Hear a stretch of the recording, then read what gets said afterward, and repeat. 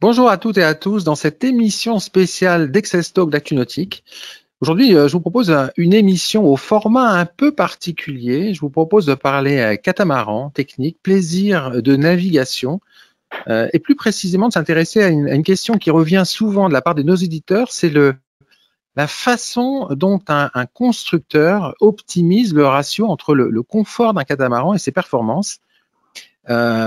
Sur un secteur qui connaît une forte croissance, le marché des catamarans de croisière.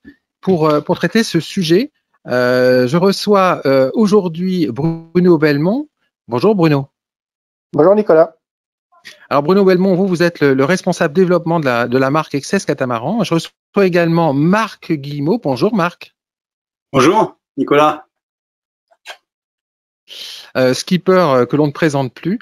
Alors vous êtes tous les deux des spécialistes du monde du catamaran. Bruno, parce que depuis très longtemps, combien de temps déjà?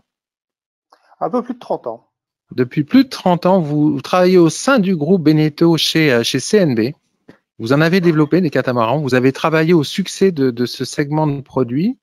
Et vous, Marc, vous avez navigué sur un nombre incroyable de monocoques et de catamarans de course, mais également sur un très grand nombre d'unités, on va dire, de courses croisières dans le monde des catamarans. Je ne sais pas si le terme est exact. Alors Bruno Belmont, je m'adresse tout de suite à vous. Quand on s'intéresse au marché des catamarans, on se rend compte très vite qu'il y a une sorte de duopole entre, d'un côté, des bateaux qui sont très performants et de l'autre côté, des bateaux qui sont plus confortables. Oui, c'est vraiment un constat qu'on a tous fait. D'ailleurs, moi, il y a 30 ans, quand je suis rentré dans ce monde-là, il y avait très peu d'écart entre les bateaux dits de performance et les bateaux dits de confort. Mais dans les 30 dernières années, effectivement, il y a eu deux pôles qui se sont créés. Une majorité qui a suivi une tendance avec toujours plus de confort et de praticité. Donc des bateaux hyper plaisants à vivre, où les joies du mouillage ont peu à peu pris le place sur les plaisirs de la navigation proprement dite. Et ce sont des bateaux qui sont d'ailleurs plutôt bons marcheurs, capables de moyennes assez correctes, qui font des transats dans des temps tout à fait honorables. Mais bon, en prendre la barre, ça devient plus la priorité des concepteurs. Et ce segment-là, il représente plus de 90% de l'offre actuelle. On y retrouve, en plus de Lagoon, qui a été le précurseur et qui a poussé vers ce confort un peu maximisé des bateaux, on y retrouve Fountaine Pajot, Bali, Katana ou bien aussi Léopard et Nautitech. Puis il y a un autre segment du marché, très polarisé, de bateaux plutôt à sensation, de bateaux très performants, assez radicalisés eux aussi pendant les 30 dernières années, avec des technologies de construction vraiment high-tech, des capacités de vitesse super impressionnantes, mais qui du coup sont des bateaux qu'on ne peut pas mettre entre les mains de tout le monde. Il y a que des gens comme Marc Guillemot, qui naviguent souvent sur TS, qui peuvent maîtriser bien ces bestiaux. Et dans cette famille très exclusive de bateaux hyper high-tech et du coup d'ailleurs peu aménagés et pas forcément toujours très confortables, et qui sont parallèlement extrêmement chers, on trouvera évidemment Outremer, HH, Gunboat ou les TS que Marco connaît bien. Et ce qui nous apparaît, c'est qu'il y a une offre médiane qui a longtemps existé, qui procurait à la fois du plaisir de bar et puis du confort de vie, et que ce positionnement-là, il semblait qu'il était peut-être temps de le revisiter. Alors vous Marc Guillemot, en dehors des catamarans et des trimarans de course, jusqu'à présent, dans le monde des catamarans, on va dire, de plaisance, vous avez beaucoup navigué sur des unités plutôt sportives. Oui, effectivement, moi j'ai plutôt une culture de bateaux de course en naviguant sur des IMOCA, sur les monocoques du Vendée Globe et puis sur des Ormas, c'est-à-dire les trimarans qu'on voyait avant sur les Grands Prix. Mais aussi, il m'arrive de naviguer avec des copains ou en famille sur des bateaux qu'on me confie. Et en général, vu mon profil, on confie plutôt des bateaux un peu performants, capables de naviguer sur une coque, comme le sont les TS d'ailleurs. Donc là, je suis en plein apprentissage. Je navigue aussi sur des bateaux un peu moins rapides que les TS, mais des bateaux très très confort. Et je dois dire que je prends un vrai plaisir, en tout cas, de découvrir le confort du mouillage, le confort de naviguer avec des amis, et puis pouvoir poser une ligne, réduire un petit peu la voilure, et puis poser une ligne, essayer de pêcher un poisson. Voilà. Donc voilà, c'est la navigation avec un peu de confort, c'est une découverte pour moi, et je dois dire que j'apprécie vraiment. Alors Bruno Belmont, vous avez participé au lancement de XS Catamaran. C'est la toute nouvelle marque catamaran du groupe Beneteau. C'est une marque en fait qui tranche complètement dans l'univers actuel des catamarans de plaisance par son positionnement. Moi, j'ai envie de vous poser une question. Quel était votre postulat de base? Eh ben, il était justement d'avoir observé cette espèce de polarisation du marché avec ces 90% de bateaux hyper confortables et ces 10% de bateaux hyper performants. On s'est dit qu'il y avait quand même une ligne médiane à retrouver qui fasse un peu la part belle entre le plaisir de naviguer et les exigences qui sont légitimes de confort et de bien-être à bord d'un catamaran. Et donc, on a voulu réinvestiguer cette espèce de centre de l'offre avec un postulat de ratio de surface de voile sur déplacement, c'est-à-dire le rapport entre le moteur, les voiles et puis le châssis, la coque, qui nous garantissent qu'à bord d'un catamaran XS, les utilisateurs auront plaisir à couper le moteur dès qu'il y a 5 nœuds de vent, ne serait-ce que pour savourer la navigation à la voile dans les petits airs. Et donc pour ça, on a travaillé sur une simplification des aménagements qui visait à ne pas perdre ni les volumes de froid, donc la taille et le nombre des frigos par exemple, ni la taille des lits, ni la profondeur des éviers, enfin bref, tout ce qui a trait au pur confort d'un catamaran de croisière, on l'a pris comme des prérequis, et parce que c'est déterminant sur un catamaran de croisière, ce niveau de confort. Mais par contre, quand on pouvait remplacer un tiroir par un placard, ben on savait qu'on allait gagner du poids, du prix aussi d'ailleurs, et donc on allait augmenter la vivacité du bateau. Donc on n'allait pas perdre de volume de rangement, mais rendre un bateau plus vivant. Donc ça, c'est un autre exemple d'une recherche de compromis entre confort et performance. Et puis par exemple, on a aussi vraiment bien regardé comment réduire la longueur de nacelle des catamarans, parce que sur un XS, ce qu'on voulait, c'est pas perdre de place dans le carré, pas perdre de place dans le cockpit, mais plus la nacelle est courte et plus le bateau est léger, et donc plus il est marin. Moins il tangue, moins il est lourd. Pour localiser le mât, pareil, on voulait des mâts reculés parce que c'est un gage de performance et c'est aussi un gage de facilité d'utilisation, mais en optimisant la structure pour qu'elle pénalise pas en poids le positionnement du pied de mât. Donc, se rapprocher d'une cloison structurelle, de se mettre, comme sur l'XS 11, en avant du roof, par exemple. Tout ça, c'est des exercices qui sont hyper passionnants sur l'optimisation de tous les détails pour obtenir un peu des voiliers qui donnent l'équilibre de plaisir entre mouillage et navigation. Marc Guillemot, en quoi cette démarche a-t-elle du sens selon vous? Bon, d'une façon générale, les gens avec qui, les amis avec qui je navigue, ce sont pas forcément des professionnels. Et donc, j'ai remarqué que dans certaines configurations de navigation, tout le monde n'était pas forcément très serein et donc je partageais pas forcément le fonctionnement du bateau ou la façon de mener ce bateau avec mes amis qui étaient avec moi à bord. Et donc, comme l'a dit Bruno, les catamarans de performance sont pas forcément à mettre entre toutes les mains et impliquent de vrais compromis en termes de confort. Voilà. On sait que plus le bateau est confort, plus il est lourd et moins il va vite. Donc forcément, il y a un compromis et c'est là tout l'intérêt du travail que font Bruno et ses équipes. Donc moi aussi j'aime le confort. Pour y avoir goûté encore il n'y a pas très longtemps, j'apprécie. Alors en bateau, un bateau qui se situe entre le top performance d'un TS et le super confort d'un Bali ou je ne sais quoi comme autre catamaran de croisière, oui ça me parle et j'y adhère. D'une façon générale, je suis pas un fan de moteur. Donc le moteur, ça fait du bruit, ça pollue aussi.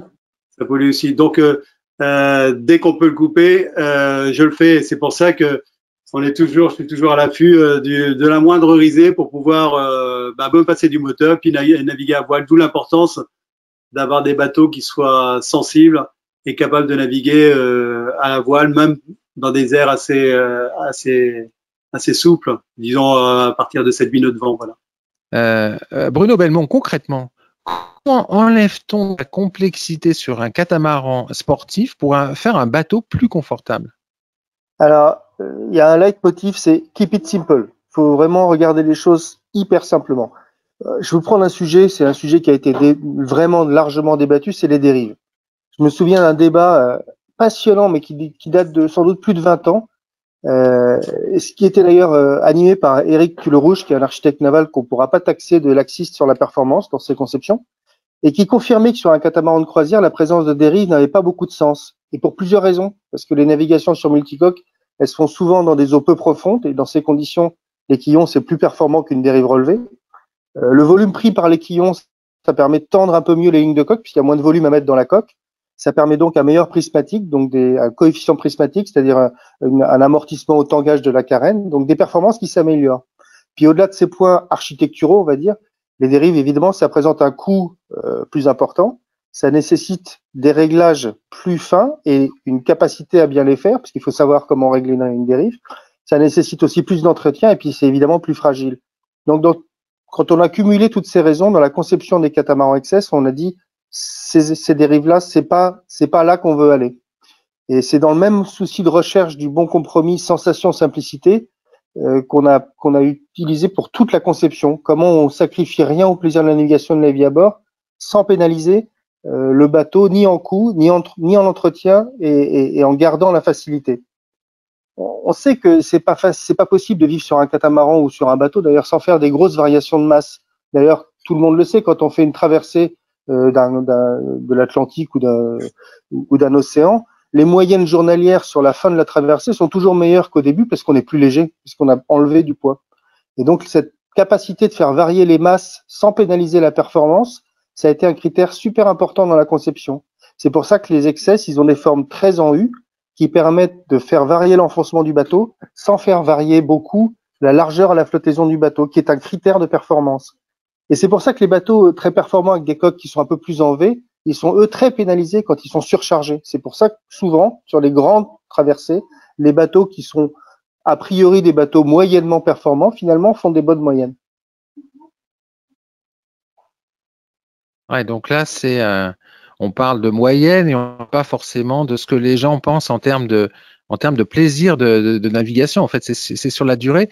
Moi, Marc Guillemot, ça revient quelque part, tout ça, à traiter du plaisir de naviguer. Pour vous, Marc, c'est quoi le plaisir de naviguer? Pour moi, le plaisir de naviguer, déjà, il n'est pas forcément lié ou attaché au type de bateau. Sur un petit bateau en bois ou un catamaran de croisière, moi, je peux prendre autant de plaisir à partir du moment où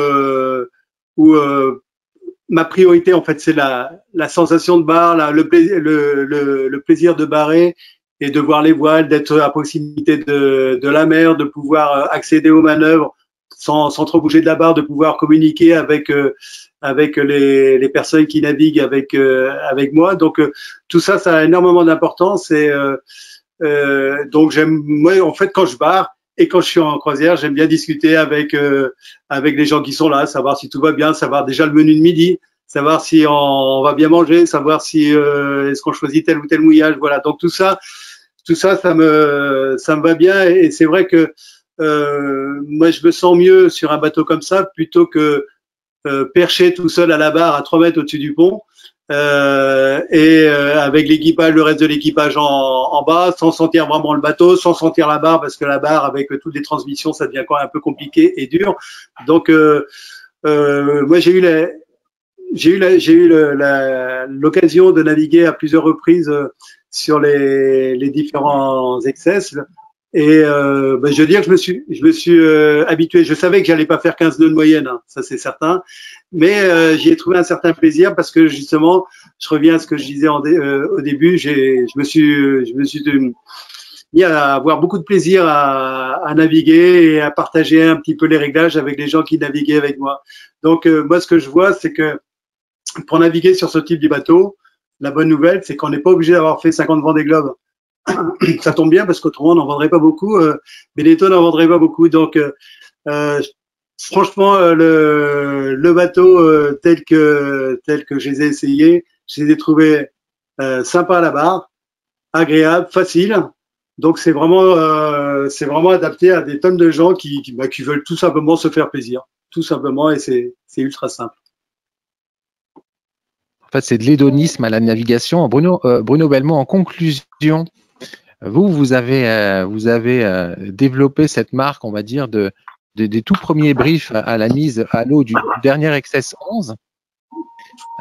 Ça fait quoi pour un chef de projet d'un constructeur d'éprouver les premières sensations à la barre en se disant qu'on est en train de faire quelque chose qui n'existait pas encore sur le marché? Alors, juste une petite précision. Moi, mon rôle, il est plutôt du côté design produit, c'est-à-dire marketing produit. Il y a toute une équipe derrière moi et qui est très importante, qui développe avec des chefs de projet par bateau, des équipes de développement pur. Et donc, moi, mon rôle, il est vraiment de donner à toute cette équipe-là le cahier des charges que le marketing souhaite voir. Évidemment, c'est des projets qui prennent beaucoup de temps, parce que créer une marque, ça impose de réfléchir en amont à l'ensemble de l'offre qu'on va faire, la prestation de chaque modèle. Et donc, en gros, quand on a mis à l'eau le premier, ça faisait un peu plus de 4 ans qu'on avait ébauché l'idée. Donc, il y a déjà une espèce de soulagement, voire satisfaction de mettre enfin à l'eau les bateaux. Et puis, effectivement, de constater que ce cahier des charges qui était assez précis, parce que se trouvait justement à mi-chemin entre de la pure performance et puis du pur confort, il fallait bien régler les différents curseurs.